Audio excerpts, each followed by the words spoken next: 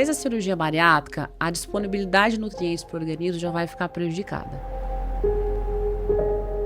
É muito mais comum de um indivíduo bariátrico ter deficiência de todos aqueles nutrientes que a gente comentou. Então, se tiver deficiência de nutrientes, a produção da dopamina, da serotonina, que não pode faltar no cérebro de ninguém, e que se faltar, contribui para os episódios de compulsão, de ansiedade, né, de busca por aquele alimento viciante, elas vão persistir. Então, primeiro, é traçar um protocolo de tratamento para nutrir o organismo e o cérebro. Nem que seja sublingual, nem que seja... EV. Exatamente. Intramuscular, não tem jeito. Muitas pessoas criticam o EV, mas tem situações Exatamente. que é muito importante. Exatamente. E o problema é que o paciente ele acompanha esses níveis de nutrientes por 1, 2 anos, depois ele esquece. Some. Aí você vai ver B12, tem paciente com 120 de B12. Não, surreal. Cobre 50, zinco 60. Como que o cérebro vai produzir os neurotransmissores? A energia não vai. Eu tô deprimida, eu tenho compulsão, eu tenho muita fadiga. É óbvio que você vai ter. É para a vida inteira. E é vasculhar aqueles nutrientes que ficam esquecidos no exame de sangue. É um hábito alimentar que ele precisa ser sempre reforçado. E não é porque a pessoa perdeu peso e que ela tá se sentindo magra bem, que parou de cuidar. Não é. Então, isso você falou incrível. Eles começam e depois eles somem, né? Isso. E quando voltam deprimidos. Você fala, tá fazendo suas reposições? Tá indo na nutricionista? Eu sempre falava isso. Não. Por quê? Quem te deu alta?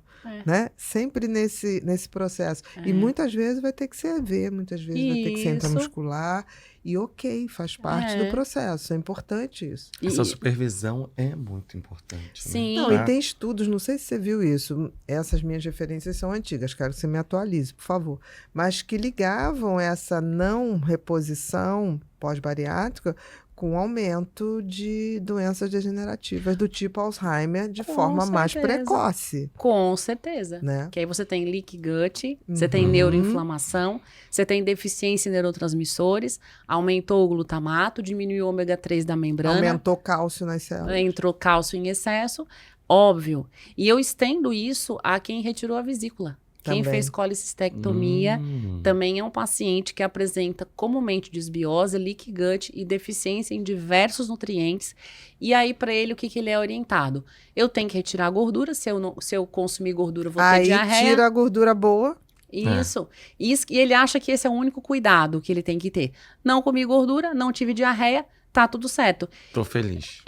E ele tem uma série de alterações na digestão, na metabolização, na absorção dos nutrientes. Principalmente dos lipídios bons para a célula neuronal. Isso. Eu não tomo ômega 3 porque eu vou ter diarreia. Eu não como abacate porque eu vou ter diarreia. É só organizar que dá certo. E às vezes repor as enzimas. Por que não repõe enzimas? As enzimas. É esquecido. Ou mesmo, tem uma coisa que me preocupa, que é o idoso, né? Com o passar dos anos, nós vamos tendo uma redução da diversidade da nossa microbiota intestinal. Isso é muito ruim para o cérebro.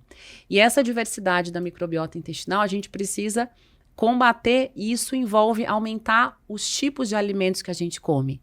Nós temos que aumentar a diversidade dos alimentos para aumentar... Geralmente diminui. Todo dia a vitamina, todo dia a sopa, todo dia isso, todo dia aquilo. Mas eu também. Não pode. Exatamente. Eu falo, não pode comer todo dia a mesma coisa. A sua diversidade bacteriana está em risco quando você tem monotonia alimentar. E isso vale para todo mundo, né? Por isso que eu falo, hoje é café da manhã, esse amanhã. Mas eu tenho preguiça. Não interessa, vamos cuidar. E aí dá trabalho, mas vale a pena o investimento. Vale.